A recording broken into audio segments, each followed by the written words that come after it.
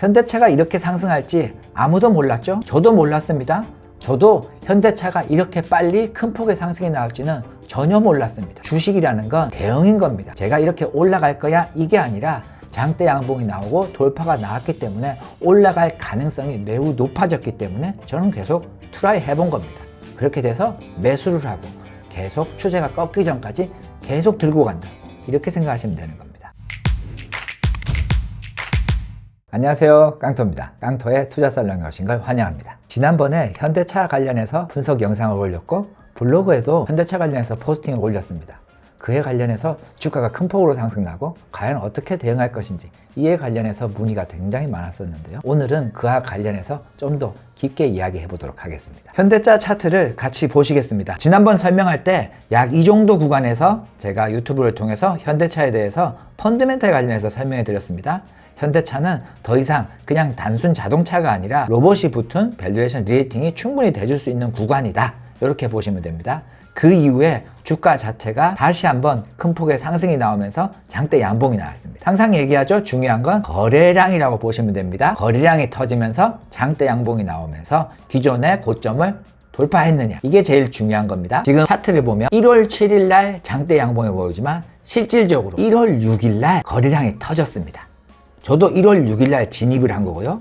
이 진입을 했는데 어떻게 됐어요? 윗꼬리가 달리면서 주가가 다시 하락을 했습니다. 거래량이 터졌고 돌파가 나왔지만 돌파가 실패한 거죠. 이렇게 스캇이 나올 때는 대부분의 사람들이 좀 더 지켜본다거나 마이너스 1R 8%까지 좀 지켜보자, 이런 생각을 많이 하십니다.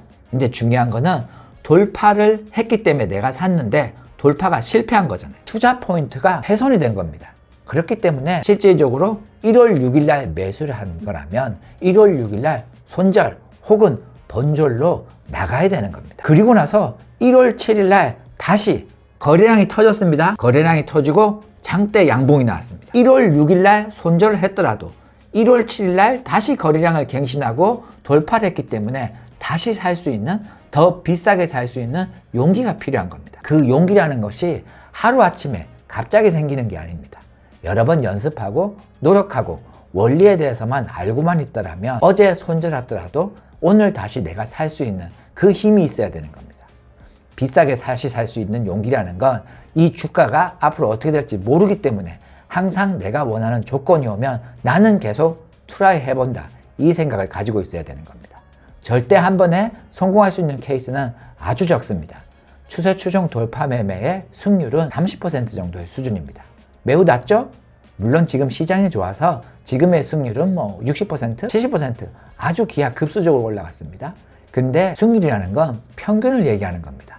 결국 승률은 점점 내려가게 될 거고 평균 승률로 따지면 30% 정도로 내려가기 때문에 나는 항상 실패할 수 있다, 계속 도전할 거야, 이 생각을 가지고 손절하더라도 다음번에 또 돌파하게 되면 다시 매수할 수 있는 그 용기가 필요하다, 이렇게 말씀드리고 싶습니다. 많은 분들이 돌파하는 날 스캇이나 피레침이 나오면 어떻게 해야 되는지, 이거에 대한 고민을 하는데 무조건 본절이나 손절에 나와야 되는 겁니다. 그렇게 따지면 이거 HTS를 계속 보고 있어야 되냐? 이게 본절이 오는 걸 계속 체크해야 되냐? 이렇게 생각할 수 있는데 중요한 거는 종가 기준으로 생각하셔도 전혀 문제가 없습니다. 종가 기준으로 돌파가 실패했다, 이렇게 되면은 좀 낮은 가격, 조금 손해를 더 보더라도 그 기준으로 매도하시는 게 훨씬 더 좋습니다. 무조건 시장을 계속 본다고 해서 장점이 되는 게 아닙니다. 그렇기 때문에 모든 매매 기준은 웬만하면 종가 기준으로 생각하시고 장중에 대응을 하실 거면 양념 반, 후라이드 반, 장중의 일부, 종가의 일부, 이렇게 반반 매매하시는 게 조금 더 안전하다, 이렇게 생각하시면 됩니다. 나머지는 전부 다 예약 매매입니다. 예약 매매를 통해서 내가 언제 손절할 것인지, 내가 언제 본전에 팔 것인지, 이게 전부 다 가능한 겁니다. 기준이 있기 때문에 항상 HTS를 보는 게 아니라 예약을 통해서 뇌동 매매를 줄여나간다, 이렇게 생각하시면 됩니다. 1월 7일 날 장대 양봉 모멘텀 캔들이 생기고 나서 그 이후부터는 주가가 계속 큰 폭으로 상승을 했습니다. 현대차가 이렇게 상승할지 아무도 몰랐죠? 저도 몰랐습니다. 저도 현대차가 이렇게 빨리 큰 폭의 상승이 나올지는 전혀 몰랐습니다. 주식이라는 건 대응인 겁니다. 제가 이렇게 올라갈 거야 이게 아니라 장대 양봉이 나오고 돌파가 나왔기 때문에 올라갈 가능성이 매우 높아졌기 때문에 저는 계속 트라이 해본 겁니다. 그렇게 돼서 매수를 하고 계속 추세가 꺾기 전까지 계속 들고 간다. 이렇게 생각하시면 되는 겁니다. 지금 주가 차트를 보면 1월 22일 날 신고가를 갱신하고 나서 다시 약세로 나오는 모습을 볼 수가 있는데요. 이거는 아직까지 추세가 꺾였다? 뭐 어떻게 됐다? 판단하기에 너무 이른 겁니다. 추세가 꺾였다? 이걸 판단하는 것은 여러 가지 기준이 있습니다. 단순하게 이평선을 가지고 20일 이평선 아래에 내려왔다, 50일 이평선 아래에 내려왔다, 이런 것만으로도 추세를 판단할 수 있는 거고요. 혹은 기존에 나왔던 상승분, 이 상승분의 몇 %를 반납했느냐.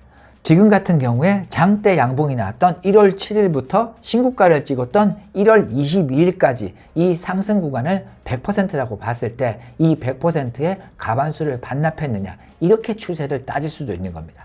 추세를 판단하는 것은 다양한 기준이 있는 겁니다. 뭐가 좋다? 나쁘다? 이게 아니라 내가 앞으로도 이걸 지속적으로 지킬 수 있느냐, 이게 가장 중요한 겁니다.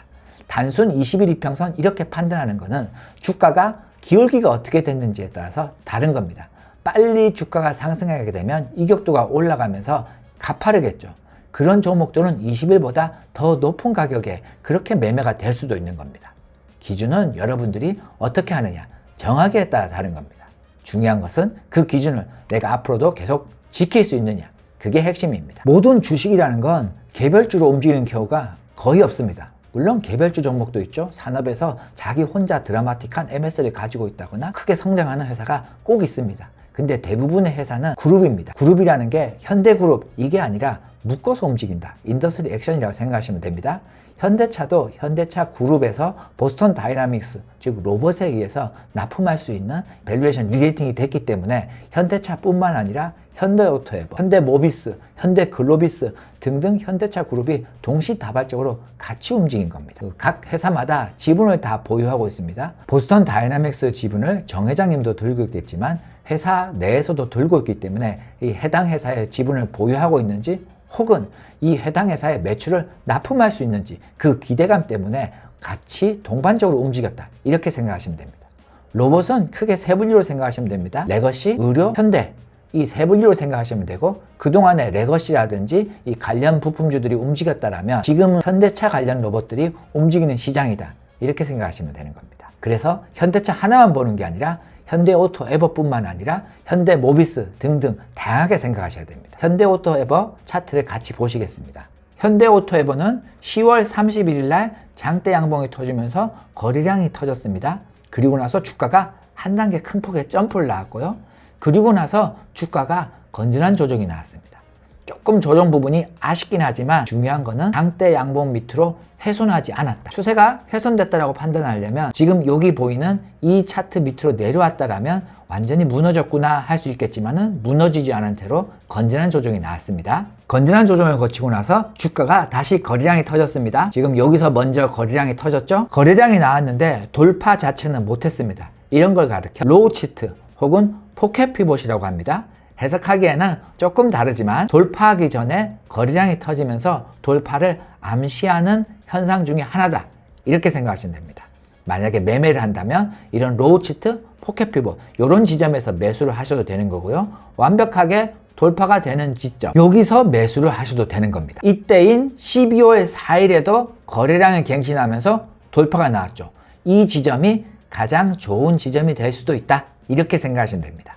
하지만 여러분들도 아시겠지만 주가 자체가 이런 셋업, 트리거가 나왔다고 해서 무조건 큰 폭의 상승이 나온다거나 추세적으로 우상향된다는 건 아무도 알 수 없습니다. 중요한 거는 내가 어떻게 대응할 것인지, 추세가 이어진다라면 계속 끌고 가고, 추세가 하락한다라면 언제든 손절이나 본절을 통해서 리스크 관리를 할 수 있느냐, 이게 매매의 핵심인 겁니다. 12월 4일 이후에 상승이 나오고도 똑같은 패턴입니다. 상승 이후에 횡보, 건전한 조정을 거치겠죠? 건전한 조정 이후에 1월 7일 날 거래량이 터지면서 돌파가 나왔습니다. 패턴이 똑같죠? 상승, 조정, 돌파. 그리고 나서 주가가 다시 추세를 보이며 상승을 했습니다. 어느 정도 이해를 하셨죠? 대부분의 상승은 상승, 조정, 돌파. 그 안에서 어떤 모습을 보이느냐에 따라서 VCP, 볼플래그, 다양한 패턴, 이렇게 생각하시면 되는 겁니다.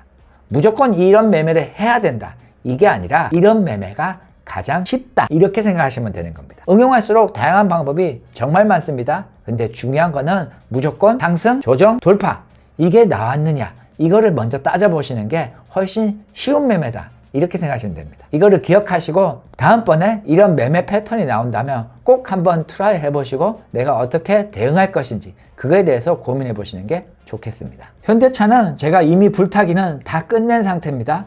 불타기는 사실 피라미딩이라고 보시면 되는데, 피라미딩에서 가장 좋은 거는 말 그대로 피라미드 형태입니다. 최초 포지션을 잡을 때 가장 많은 비중이 들어가는 거고, 올라갈수록 적은 비중으로 투입하는 게 훨씬 효율적인 겁니다. 물론 이게 금액적으로기보다는 심리적인 영향이 제일 크다, 이렇게 생각하시면 됩니다.